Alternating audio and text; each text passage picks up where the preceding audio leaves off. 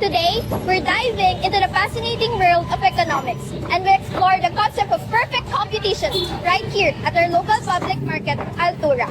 Here are some flashbacks before we begin.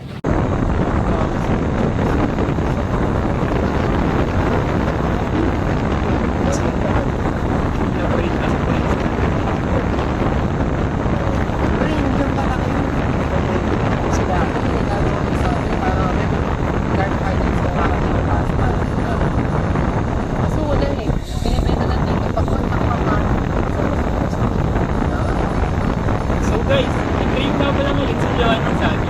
Kaya ngayon, nakapisa. Pura market. Pura market. Kung saan tayo, baka ayaw ko naman pugas na. Magsasipin na kaya tayo.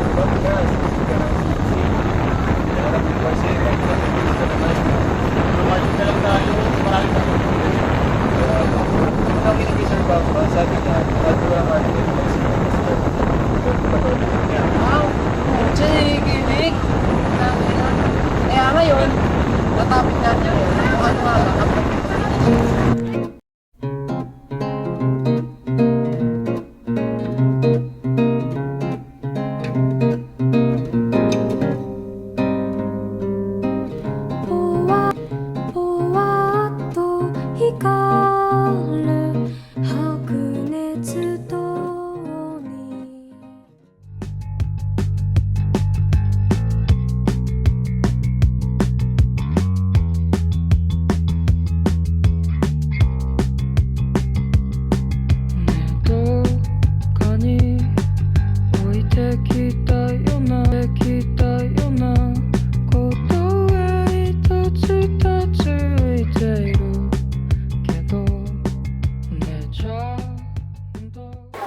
Hi guys! Nandito kami ngayon sa Altura Market.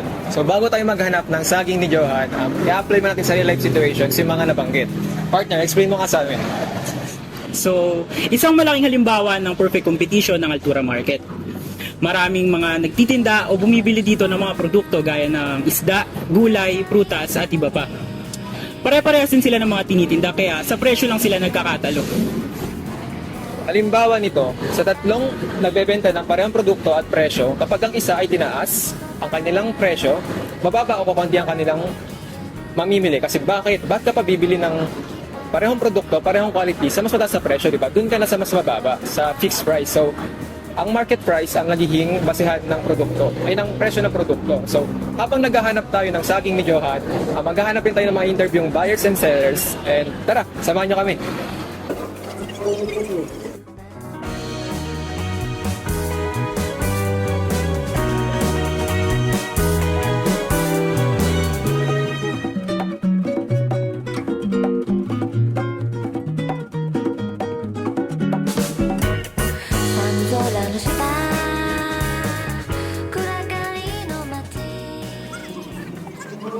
Hey guys, nandito nga po pala kami sa isang mga stall sa palengke po ng Altura at ating interviewin po si ate po ng ating kagrupo na si Babe. So, nandito pa rin po tayo sa Altura at interviewin natin si ate na nagtitinda ng bigas. Pwede pong malaman ang pangalan niya? Marley, So, Ate Marley, paano niyo po pinapresyuhan yung binibenta niyo pong bigas? depende yun sa kalidad ng bigas. Kung maganda, siyempre maganda rin yung presyo. Pero kung hindi, siyempre pangmasa lang. So, sa ganung paraan po ng pagpresyo nyo, may mga bumibili pa rin po ba sa inyo kahit na tinataasan or binababa nyo yung presyo ng bigas nyo? Siyempre marami maguguto pag walang kumain ng bigas. Tama nga naman po. Tama nga naman po. So, Yung bigas namin, meron naman talagang pang ano lang. Yung iba, di ba, mayaman, maarte sa bigas. Kaya meron din kaming mahal na bigas. Depende lang yun sa bumibili. so paano nyo po inaalagaan yung mga bigas nyo knowing na naka-display lang po sila? Paano nyo po pinapatagal yung buhay nila? Ay, hindi naman kasi tumatagal kasi mabilis sa amin ng bigas eh. Mga 2 araw lang, nakapaubos agad yung mga bigas. Kasi mababa lang kasi yung presyo ng bigas namin dito. So, ayun po yung isa sa mga paraan kung bakit maraming bibili sa inyo. Mababa yung tinda nyo po. Mababa lang yung bigas namin, tapos maganda yung kalidad, tsaka mababait yung mga tendera. Tama. Ayun, isa pa. Ate, paano po ba pag kunwari po may mga bagyo pong dumating sa Pilipinas po, naapektuhan po ba yung ating ang tawag dito, pagdating po ng ating mga panindang bigas po, Ay, oo. na-apekto.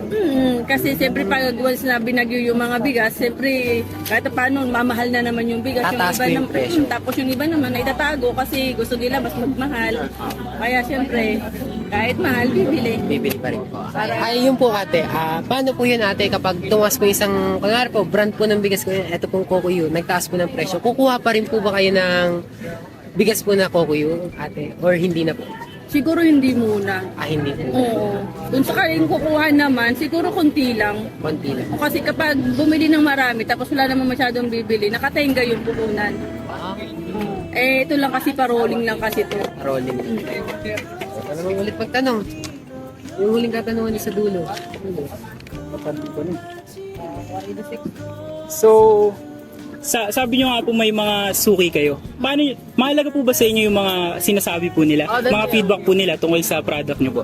Ayun naman, kasi kapag maganda kasi babalik-balikan nila. Sabi, oy, masarap yung bigas na malambot, yung maalsa. Siyempre yun ang una namin bibilin kasi yun ang mas hinahanap ng masa. Yun po. Maraming Salamat po. sa Maraming salamat po. Hi guys, nandito nga po pala kami sa Altura Market at ating kasama si Kuya. Boss, ano pong pangalan niyo, boss? Isang stall po dito na nagtitinda po ng saging. Kuya, pwede po muna namin kayo matanong, Kuya? Pwede po. Paano niyo po pinipresyuhan po yung mga binibenta niyo pong saging po dito sa palengke? Depende lang po. Depende po. Kung baga saan po ba ito nagdedepende po? Yung nagbabagsak po ba ng saging po ba dito sa palengke po, boss? Wala, hindi naman ang babagsak, mahal na. Nagmamahal na po. So, may pagkakataon po ba na bumababa o tumataas ang presyo? Opo, kapag marami ng hinog at saka konti lang hinog at yan, bumabagsak din kami pag marami. Bumababa rin naman po pala yung presyo. Boss, pag may dumarating po bang kalamidad, naapektuhan din po ba yung pagtitinda po ng saging po dito sa palengke? Hindi naman. Hindi naman po. Nagmamahal din nga. Mas lalo po nagmamahal. Yun po yung umaapekto po. Sige po. Salamat po, kuya. Ito po. Ito lang po. Ate pong huling katanungan. Yung dalawang katanungan. Paano po napapanatili yung mga suki po natin, boss? Dapat hindi pagdamutan. Ayun, ipagdadamutan. Yan, narinig nyo guys. Huwag yung pagdaramutan yung customer. Kung ano yung gusto nila, yun yung ibibigay natin. Sali. So, boss, ito po. Huli natin katanungan. Paano po natin napapanatili ang kalidad ng ating mga produktong saging dito po lalo? Postal natin. Dapat May imbakan po ba tayo, boss?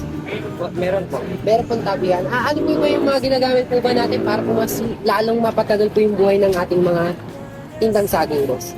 At tutulad din na dapat lipat sa pawid at magsalap para matagal. Salamat po, boss. Salamat. Hi guys, nandito tayo ngayon. Kasama din si, ano pangalan mo kuya? John Ray. John Ray, napakagandang pangalan. Kano na po kayo katagal? Kano na po kayo nakatagal nagtitinda dito? Matagal na. Simula pinanganak kami. Po kayo. So, meron po ako dito mga katanungan. Dito na kami.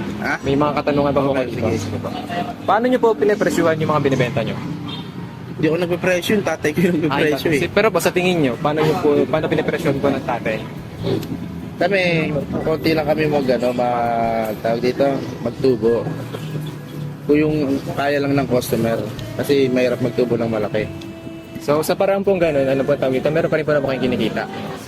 Siyempre, marami kaming customer pang ano to pang maramihan Mga bultuhan kasi bumibili sa amin. Hindi lang kasi ito yung tindahan namin hanggang doon sa labas. Tindahan namin. Laki pa na kuya eh. Tsaka to, yan. So kuya, may mga panahon ba na tumataas o bumababa yung presyo ng paninda nyo? Siyempre, hindi mawawala yun. Lagi yun. Lalo na pag may bagyo. Opo. So paano po kayo, ano po yung ginagawa nyong paraan para po mabalance nyo pa rin yung paninda? Paraan. Ano po yung sa tingin yung dahilan nun? Bagyo. Bagyo po, bagyo. Bagyo, depende sa kung may ani, depende sa ani. Yan. Banggit nyo na po yung panahon. So, alam po natin na mainit yung klima ngayon. So, madalas pong natutuyo yung mga paninda. Mulay kasi mahirap po yan, di ba? Paano nyo po pinapanatili na maganda yung kalidad ng mga binibenta nyo? Siyempre sa kinukuhanan yan. Kinukuhanan. Kasi iba-iba naman ang kinukuhanan yan Merong good, merong bad. Yun. Sa yun. May mga suki rin naman kayo, boss, no? Marami kami suki. Simula madaling araw, may suki na kami dito. Ano yung katanungan mo, brother? Sa kanya? Ayun, ano po. Boss, paano po ba yan, boss? Pag, kunwari po, bumagyo po, ano po ating ginagawa? Di ba po, pag tumatas na po yung presyo ng bilihin, ay, kunwari po, naulanan po ang northern part ng Pilipinas po, boss. Kunwari po, na antay yung mga produkto po na kunwari po, repolyo, boss. Nagtaas po. Aangkat pa rin po ba kayo ng repolyo? Siyempre, or hindi kailangan mawala lahat. Kasi kompleto kami dito lagi eh. So, bali po, Hindi pwedeng mawala lahat ng ano namin. Kahit tumaas yan sa hindi, tumukuha kami yan. so, bali po, boss, nagtataas na lang po kayo ng presyo, boss. Siyempre, pag tumaas, siyempre, tataas din yung presyo Pero hindi namin. naman po ba na asiwa ang ating mga suki po natin? Siyempre, na ano rin, na asiwati, siyempre, mahal eh. Taas po talaga yung presyo. Taas yung Maraming presyo. salamat po, kuya. Maraming salamat, kuya. Magandang hapon sa inyong lahat. Nandito po tayo, kasama po natin si Madam. Ano po pangalan natin, Madam? Tracy. Tracy po. Pwede po ba namin kayo matanong, Madam, ano po yung ating pinamili po sa araw na to ngayon? Meron kasi akong small business sa loob ng school. So, ako yung namimili at the same time the owner. So, ano po, yung hinahanap niyo pong produkto pag bumibili po kayo, bago po kayo bumibili? Siyempre, yung sariwa. Pangalawa kasi ang mostly sa school kasi they need fish. They need fish po. Fish. Fish po. Protein na rin po na. No naman, kaya lang kasi yung school kasi kung saan ako nakabase is sa med school. Sa So, med school. mostly ng client ko doon, lahat ng bumibili is puro doctors, mga incoming doctors. Kaya pala. So, ito po, ate, pangalawa po natin katanungan, gaano po ba kahalaga ang kalidad ng produkto para po sa inyo pag kayo po yung namimili? Ay, ako napakahigpit ko. Sabi ko nga kasi, lahat nga ng bumibili sa akin, puro mga incoming doctors. Actually, may pwesto ako dito sa may CEU, sa Centro Escolar. So, if you are familiar with CEU, mostly of the students there are taking up nursing, medicine, dentistry. So, lahat ng ano. So, napakahigpit kasi hindi ka pwede na katulad niya pag namimili ako ng meat talagang pinapatanggal ko yung mga balahibo kasi very sila dyan sensitive sa mga ganyan yung mga Estudyante po. estudyante doon even the doctors itself napaka-sensitive nila kasi mostly may mga professor may mga dean so hindi pwedeng Kaya para makuha din po natin yung loob ng mga mamimili po natin. hindi ka pwedeng basta-basta lang na bumili ka ng ganito, hindi pwede. Kailangan maayos din. Siyempre, yung quality. Hindi ka babalikan pag hindi maganda yung quality ng binibenta mo. Dito naman po ba sa Altura Market na at Madam Tracy, meron po ba tayong paboritong tindahan o ating mga suking tindahan? Meron naman kasi I buy pork, fish, tapos yung mga hotdogs doon. So, meron naman. So, suki ko na sila ever since for the past 14 years in expect ako. Paano po ba yan, ate? Ito po, huli po natin katanungan, Madam. Paano po pag nagtaas po ang ating presyo sa ating mga pamilyang suki po natin dito po sa tindahan? Wala kang choice kasi hindi ka pwede magtaas sa school. Siyempre, mostly ng, Nagiging alam mo, palibot na po. students talaga. So, ikaw ang mag-a-adjust. Tayo. Kasi like yung sa yung cost naman ng mga basic commodities, hindi naman siya palaging mataas. So, nagpa-fluctuate din siya eh. So, Taas pa ba? hindi kami, like ako, mostly puro may mga binibenta ako. So, hindi porque tumaas si meat, magtataas na rin ako. Hindi pwede yun. Kailangan affordable palagi. So, ikaw ang mag-a-adjust. Siguro, minimal na malilesen ka sa kinikita mo, pero okay lang yun. Kasi ganun talaga ang business. May time na nasa okay, may time na hindi. Ito tayo ngayon, kasama natin si, ano po pangalan niyo, ma'am? Cha. Chat, ma'am. Chat. Chat po. Chat. Hey, Chat. Yun. So, for today's po, ano pong binili nyo? Ano pong binili natin? Isang tray na itlog, Isang tray na itlog, mga gulay. mga gulay po. Tsaka So, yung wrapper, lumpia wrapper. okay po. So, meron po akong katanungan dito and yun po yung sarili nyo. So, ano po ang hinahanap nyo sa isang produkto bago kayo bumili? Siyempre yung may quality, May magandang klase, di ba? Kasi sino ba naman ang gustuhin yung mga hindi maganda? Kumbaga, kailangan worth yung perang nilalabas. Okay. Sa tingin nyo po, mas worth it bumili sa palengke compared sa mga supermarket? Alam natin, meron din po silang mga binibenta doon. Mas maganda rin yung quality. Sa tingin nyo po, mas preferred ba kapag dito kayo bumili? Okay. Minsan, kung ayaw mo mainit, Doon ka sa supermarket, di ba? Sa Apo. SM ka o kaya sa Pure Gold, pag ayaw mo mainitan. Apo. Pero kung sa freshness, mas makakasiguro kang fresh din talaga sa palengke. Pero fresh din naman sa SM or sa mga supermarket. Regular po ba kayong bumibili dito? Yes. So, for sure po, meron na kayong binabalik ang suki niyan. Yes, ayun yung speaking of suki, kaya nga meron tayong tinatawag ng mga suki kasi Yes po. nakakasiguro ka, nagbibigyan ka nila ng may kalidad na mga produkto. Yes po. So, ito po, considering po na pabago-bago yung presyo natin sa masa, paano po kayo nag-a-adapt sa ganung sitwasyon? Ano po yung ginagawa nyo pag tumaas yung presyo ng mga binibilan nyo? Wala akong magagawa. Pag tumaas, mag-antay na lang ako ulit sa bumaba. So, ito po, last na po. Kung meron po kayong suki, for sure, pag hindi po available yung suki nyo, meron kayong alternative na binibilan. Meron. Kapag po, dun kayo bumibili, paano nyo po pinagkukumpara yung product nila? Kailangan pareho lang. Kailangan pareho lang po. So, yun magandang lang po, araw guys. Nandito pa rin tayo ngayon sa Altura Market at kasama natin si Nanay. Pwede po malaman ang pangalan niyo? Eupimia Pacanya. So, Ma'am Eupimia, may ilang katanungan lang po ako. Ano pong hinahanap niyo sa isang produkto bago niyo po ito bilhin? Ay, yung hinahanap po dito sa palengke, nagtinda ako ng almusal, bigat, yung malagkit, isda, at yung gulay. Sa pagbili niyo po ng mga yun po, paano niyo po pinipili sila? Paano po kayo pumipili ng magandang klase para bilhin po at ayun yung lulutuin? May suki po ba kayo, Nay? Meron ako suki doon. Tapos yung yung gulay.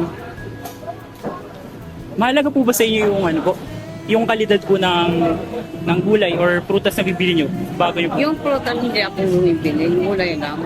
Kasi paninda lang yun pag umaga. Pero mahalaga po ba sa inyo yung kalidad po? Tinitingnan niyo ba po ba? Binubusisi niyo ba po ba yung Siyempre, tingnan ka maganda. Paano po ba yun, Nay? Paano po yung pag nagmahal po? Ano po ba ating pipiliin, Nay? Yung kalidad pa rin po ba o yung presyo na po, Nay? Yung mahal kasi. Pag mahal po, bali... Pag nagmahal po, paano po kayo nag-adapt nun? Paano po? Bumibili Bibili na lang na po konti. Parang Oo. Pero syempre po yung kalidad pa. So, balik po tayo ngayon sa tanong. Paano niyo po tinatanggap yung mga pagbabago po ng presyo? Kunyari po di ba po, nagluluto nga po kayo ng mga almusal. Kunyari po tumaas yung gulay, ano pong ginagawa niyo? Yung lang, kunti-kunti lang pambili. Parang may kunting kita. Paano niyo po kinukumpara yung mga... Siyempre nga po, nasa palengke po tayo. Paano niyo po kinukumpara yung tinda ng iba't ibang tindera?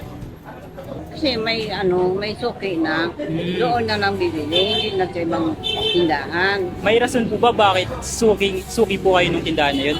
Oo, gusto ko yung suki-suki lang. Hindi na kundi lang ibang tindahan. Para kilala na po na. Oo, parang kilala na. Ano po pagkakataon kung kayo suki niyo? Ano pong gagawin niyo sa kayo bibili? Maghanap na ng iba. Kung wala na yung suki mo. John, may natutunan ka ba? Oo naman! Well, yun na, sabihin mo sa amin yan ni Dave. Okay, ganito yan. Sa perfect competition, marami nagbebenta at marami din bumibili. Magkakapare-parehas ang kanilang mga tinitinda, ngunit nagkakatalo-talo na lang sa presyo at kalidad ng produkto.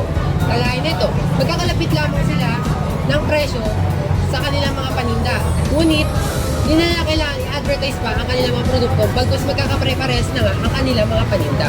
Tama. Dagdag ko lang sa sinabi ni Johan, napansin ko lang kanina habang nag-interview kami ng mga sellers, napansin ko na malaking apekto yung panahon sa mga nagbebenta. Malaki rin apekto yung kalamidad kasi nga, hindi lang yung product itself yung nabaapektuhan, yung quality ng product, pati na rin yung mga supplier nila. Kasi merong chance na mawawalan sila ng supplier and bababa yung demand, tataas yung presyo. Dahil sa rason na yun, mawawalan sila ng na mamimili kasi tumataas na nga yung presyo, di ba? So, Tama na sabi ni RG kanina, no? Kagaya ng ating na-interview kanina na si Madam, yung na may business, no? Oo, si Ma'am Tracy, yung kanina. Kahit magmahal yung bilihin dito sa palengke, hindi niya pwedeng itaas ang presyo ng kanyang paninda dun sa pinagtitinda niya eskwela, lalo yung mga lutong ulam, hindi siya pwedeng mag-as. Iniisip niya pa rin mga estudyante, tama. Ito talaga pag business, no? Oo, ganun talaga pag business. Kaya malaki apekto talaga yung pagtaas ng presyo. Kasi pwede na itong mapalugi ang ating mga maliit na negosyante, no? Ikaw naman din. Tapos, pansin ko lang parang malaking factor din para sa mga vendors natin yung paboritong produkto ng isang consumer. Tulad ng brand ng bigas. Oo nga, tama tayo. Yung mga suki nga naman natin no, sa ating mga family. Tama. Lalo na yung kalidad ng mga produkto nila. Napakahalaga talaga nun eh. Ayun yung isa sa mga na-observe ko. Galing nyo naman. Ulo na tayo kay Sir Camba yan. Sir Camba! Sir Kamba, baka naman. Ulo na yan, no? Bago pa mawala, bago pa tayo, ano tawag dito? Bumaba ang araw, magkano pa tayo sa saging mo to? Tara! Tara, hanto tayo sa aking. Kanina pa tayo ah. Tara! So there you have it, folks. Perfect competition and option dito mismo sa Altura Market. We've seen how many sellers and buyers, homogeneous product, free entry and exit, perfect information, and no market control ay nagsama-sama upang makalikha ng isang patas at balansing merkado. Dahil sa isang perfectong competition, walang sinuka na kaya kumontrol ang presyo. Dahil nakakasigurong lahat ng may kinabang sa patas at mataas na kalidad ng produkto. Sa atin, yung nagustuhan ang ating gawa ng mga paglalakbay sa mundo ng perfect competition. Huwag kalimutan ang lahat na daan. Kailangan kasi ang matulog sa atin upang magkaroon ng puting desisyon sa pang-araw-araw ng buhay.